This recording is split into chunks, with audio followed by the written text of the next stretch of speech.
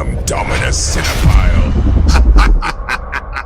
Welcome to my movie and TV series reviews, where I will provide honest opinions of the latest releases. If the movie or TV series is a hit or a miss, be sure to know I will inform you. But if the movie or series is trash, be also sure to know that I will trash the hell out of the movie. I am Dominus Cinephile. And the movie on the review table today is the Nollywood film Iyalode. Iyalode is a bold and ambitious fictional historical drama directed by Adebayo Tijani and produced by Toyin Abraham, who also commands the screen in the lead role. The film boasts a powerhouse ensemble of Yoruba Nollywood veterans and stars, including Bukky Wright, Kehinde Bankole, Muyiwa Ademola, Wale Ojo, Ibrahim Chatta, Peju Ogunmola, Aisha Lawal, Kolawole Ajeyemi, and Gabriel Afolayan. In a kingdom ruled by tradition and treachery, Iyalode tells the gripping story of Asabi Onile, a fearless warrior woman cast out after a brutal betrayal shatters her world. Years later, a forbidden prophecy begins to unfold, and Asabi returns from exile, cloaked in mystery and vengeance. But reclaiming her destiny won't be easy. Asabi must outwit ruthless chiefs, unmask hidden enemies, and confront the painful truth about the child she lost. The gods may have chosen her, but in a land where power fears a woman's voice, will the people rise with her or watch her burn? Iyalode is a tale of courage, sacrifice, and the unstoppable force of a woman determined to rewrite her fate. Distributed by Film One Entertainment, Iyalode was released in cinemas on June 6, 2025, carrying an eyebrow-raising, allegedly unprecedented production budget of nearly 1 billion naira. That's not just ambitious, it's almost absurd by Nollywood standards. And yet, according to Film One, the film grossed over 103 million naira within just 4 days of release. On the surface, those numbers sound impressive, until you consider the context. A 1 billion naira investment recovering only a fraction in its opening weekend raises serious questions. Is the film truly pulling its weight at the box office? Or are these inflated claims designed to manufacture buzz and validate an outsized production spend? So, let's cut through the noise. Is Iyalode the cinematic epic its synopsis and budget suggest? Or is this another case of marketing over substance? Let's break it down. The film opens not with suspense, but with confusion dressed up in poorly executed mystery. The early scenes are a chaotic mess. Rushed edits, erratic camera work, and inconsistent visual logic make it nearly impossible to understand the world being built or the stakes involved. We're abruptly tossed into a muddled subplot about a former Iyalode and an underdeveloped relationship between Asabi and a young man she rescues. This entire thread drags on, chewing up valuable screen time without serving any meaningful purpose in the main narrative arc. The real story struggles to find its footing and only begins to emerge halfway through the film. Asabi, descended from a revered matriarchal bloodline, returns to reclaim the Iyalode title. But there's a catch. Tradition forbids anyone with a physical deformity from assuming the role. Her mother, once disqualified due to a swollen foot, spiritually summons her back through an earth deity. It's a potentially compelling twist rooted in Yoruba cosmology, but the execution is so clumsy and emotionally flat that the weight of this revelation barely registers. Let me be clear, I'm not sugarcoating anything in this review. This film had me utterly stunned for all the wrong reasons. It was hard to believe I spent 8,000 naira on a movie ticket in this belt-tightening Agbado Republic only to sit through what can best be described as cinematic chaos. Nothing worked. The storytelling lacked structure, emotional depth, or cultural precision. The costumes felt like mismatched theater props, and the cinematography swung between amateur and absurd, inducing mental fatigue rather than awe. For a film that allegedly cost nearly 1 billion naira, what we got was a product of sheer creative recklessness and frustratingly poor quality. Iyalode claims to explore weighty themes: legacy, sacrifice, power, womanhood. But these ideas are smothered beneath a suffocating fog of disjointed storytelling and indulgent runtime. What should have been a powerful meditation on who earns the right to lead is instead buried under pointless diversions, shallow dialogue, and conflict resolutions so undercooked they feel like afterthoughts. The central dilemma, Asabi's physical disqualification mirroring her mother's fate, had the potential to ignite powerful emotional and cultural commentary. But that potential is squandered. There's no real build-up, no narrative weight behind her struggle, and certainly no payoff. Instead of building tension around this inherited exclusion, the film fumbles it completely, choosing instead to drift through scene after scene with no clear narrative anchor. What could have been a tight, culturally resonant political drama is instead reduced to a bloated, confused patchwork of missed opportunities and half-baked moments. The film drowns its own themes in excess, noise, and baffling creative decisions that leave the viewer more exhausted than enlightened. The story lumbers forward with the grace of a wounded elephant, bloated, unfocused, and painfully sluggish. Scenes overstay their welcome, dragging on with meandering dialogue that says plenty yet means nothing. Transitions feel arbitrary, like afterthoughts stitched together without rhythm or intent, and what should have been sharp narrative momentum is lost in a fog of creative indecision. Beneath all the clutter, there is a compelling story, but it's buried beneath endless narrative dead ends and self-indulgent detours. The script obsesses over trivial exposition while glossing over the critical spiritual and cultural threads like the Iyalode that should have been core to the emotional and thematic weight. Instead, they are treated as vague footnotes. Subplots appear early with all the promise of meaning, only to fizzle into narrative debris that clutters the already fractured structure. The result is a storytelling disaster, bloated, directionless, and frustratingly hollow.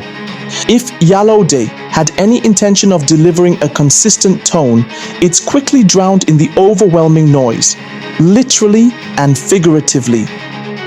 The film swings wildly between melodrama and mysticism, never settling into a confident emotional rhythm. One moment aims for solemnity, the next erupts into screaming chaos, making it near impossible for the viewer to connect with the narrative on a deeper level. Symbolism, which should be the soul of a historical drama rooted in Yoruba cosmology, is treated like window dressing, present but never purposeful. The Ile deity, the ancestral call to power, and the motif of physical imperfection are all introduced with the weight of significance, only to be tossed aside or glossed over with no satisfying payoff. It's as if the script wants to sound profound without ever doing the heavy lifting to earn that depth. And then there's the dialogue, an unbearable mess. Rather than crafting layered, character-driven conversations, the film leans on one of Nollywood's most worn-out tropes: screaming equals acting. Characters yell their lines like they're in a shouting contest, mistaking volume for intensity. What should be emotionally charged exchanges dissolve into noise pollution. There's no nuance, no subtext, just a barrage of loud, overstated performances that insult the viewer's intelligence and emotional patience. This isn't just a tonal problem, it's a structural failure. When dialogue becomes a screaming match and symbols are used like vague props, the film doesn't just lose its message, it loses its audience. Visually, Iyalode is a disaster dressed up in pretty frames. For a film claiming to be a historical epic, the direction is shockingly lazy and tone-deaf. There's no sense of time, place, or period authenticity. The timeline is a mess, utterly incoherent. Scenes meant to evoke a pre-colonial Yoruba setting are sabotaged by clean, overly polished costumes, contemporary fabrics, and hairstyles that feel like they were plucked straight from an Instagram shoot. It's as if the characters stepped out of a 2025 Lagos fashion catalogue and wandered into a village set. It's absolutely absurd that Nollywood in 2025 still hasn't figured out how to get costuming in epic films right. We're not asking for Oscar-level production design, just basic historical accuracy. Instead, what we get is a superficial gloss that completely detaches the viewer from the supposed era. This isn't world building. It's cosplay with no context. And as if the visuals weren't bad enough, the sound design is downright insulting. Dialogue is frequently drowned out by blaring background music that often feels misplaced, emotionally manipulative, and embarrassingly loud. It's as though the sound editor was more focused on creating a dramatic Spotify playlist than actually serving the story. Key scenes, which should be carried by subtle emotional delivery, are rendered unintelligible as actors are forced to shout over swelling drums, flutes, and synth pads, all competing for dominance. This is not cinematic tension, it's audio warfare. There's no spatial awareness in the sound mix, no finesse, and no respect for silence or pacing. What should have been an immersive, culturally rich atmosphere is reduced to sensory overload. Between the anachronistic visuals and the tone-deaf audio choices, the film becomes an exhausting experience, not because it's dense, but because it's recklessly loud and visually confused. Let's talk about Toyin Abraham, the face of Iyalode, and, unfortunately, one of its biggest weaknesses. Her performance in this film lacks any form of emotional depth or commanding presence. For a character like Asabi, who is supposed to embody pain, resilience, and the fierce legacy of a royal bloodline, Toyin gives us noise. No nuance, no gravitas, no emotional layers, just the same tired performance style we've seen her repeat film after film. It's all shouting, all the time. Every line is delivered like she's trying to win an argument with a deaf ancestor. There's no modulation, no quiet power, no vulnerability, just theatrical barking dressed up as intensity. And it gets exhausting very quickly. What could have been a career-defining role ends up as another reminder of her long-standing limitations as an actor. This isn't just a bad day on set, it's emblematic of a larger problem in Yoruba Nollywood cinema, where dramatic weight is too often confused with decibel level. Toyin's performance is the poster child for that broken formula. Her expressions are forced, her body language lacks fluidity, and in key emotional scenes where restraint and subtlety are needed, she resorts to overwrought gesturing and overacting. What's most frustrating is that the script actually gives her moments where silence could have spoken louder than any monologue. But she shouts through them anyway, killing any potential impact. At no point does she elevate the role or transcend it. She simply fills space, loudly. If Iyalode was meant to showcase Toyin Abraham's range as an actress, it does the opposite. It exposes the alarming sameness of her craft and raises real questions about the unchecked mediocrity Nollywood continues to reward. Bukky Wright, a veteran with a storied Nollywood legacy, is given a role in Iyalode that should have oozed quiet power and ancestral weight, but instead, she fades into the background like a forgotten extra. Her screen time is minimal, and when she does appear, she's handed lines so bland and a character arc so undercooked, it's impossible for her to inject any real gravitas. Her delivery feels mechanical, her expressions muted. Whether it's poor direction or just a lack of commitment, it's hard to tell, but either way, it's deeply disappointing. Then there's Gabriel Afolayan, a man sometimes known for his emotional range and raw screen presence. Yet here, he's reduced to a decorative piece, a placeholder. His character is flat, forgettable, and completely devoid of urgency. Afolayan barely makes a dent in the story. You keep waiting for that emotional punch, that shift in tempo he's capable of delivering, and it never comes. His talent is wasted in a role that gives him nothing to chew on, no arc to rise from, no real purpose except to be present and forgotten. And honestly, that's the running theme for Iyalode's entire ensemble cast: fillers. From Muyiwa Ademola to Kehinde Bankole, Wale Ojo to Ibrahim Chatta, these are names that should bring dramatic weight and layered storytelling. Instead, they're thrown into the frame like props, with weak dialogue and shallow direction leaving them to drift scene to scene like confused extras. No one is given room to shine. No performance stands out. It feels like the entire cast was assembled for star power rather than actual character purpose. The result? A bloated roster of talented actors who contribute absolutely nothing to the emotional or narrative fabric of the film. This is not just poor casting, it's a fundamental failure of direction and storytelling, where actors are used for their celebrity instead of their skill. Iyalode boasts a powerful lineup on paper, but in execution, it's just a noisy crowd of wasted potential. In summary, Iyalode is a movie that, if going strictly by its synopsis, had the potential to be something remarkable, even groundbreaking. But what we got instead was a chaotic, shallow, and painfully underwhelming mess that fails woefully on nearly every front.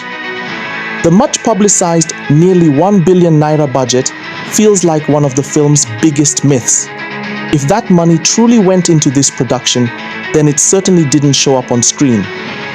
From the jarringly modern costumes in a supposed historical setting, to the sloppy visual direction and generic sets, the entire aesthetic of the film felt more like a low-budget stage play than a premium epic.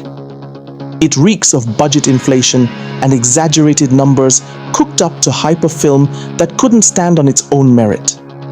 Nothing worked. Not the director's vision, which was all over the place.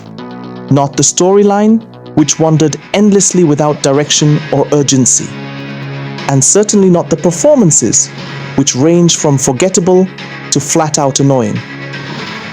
Toyin Abraham led a cast that shouted more than they acted, while the rest of the ensemble felt like expensive background decorations. There was no magic, no cohesion, no cinematic soul, just noise and confusion packaged in glossy posters. It was a complete waste of time and money. 8,000 naira I'll never get back, spent on a film so poorly executed it bordered on offensive. Iyalode didn't just fall short of expectations, it tripped, rolled, and crashed into the pit of everything wrong with lazy Nollywood spectacle. And now for my rating. Iyalode crashes and burns with a well-deserved 0 out of 10. I'm definitely trashing this. Thank you for watching. Please remember to like, comment, and share this video. Don't forget to subscribe to my YouTube channel and click on the bell icon for notifications. Also, be sure to follow me on TikTok, WhatsApp channel, and Instagram at Domino's Cinephile for more movie and TV series reviews. Domino's Cinephile, signing out.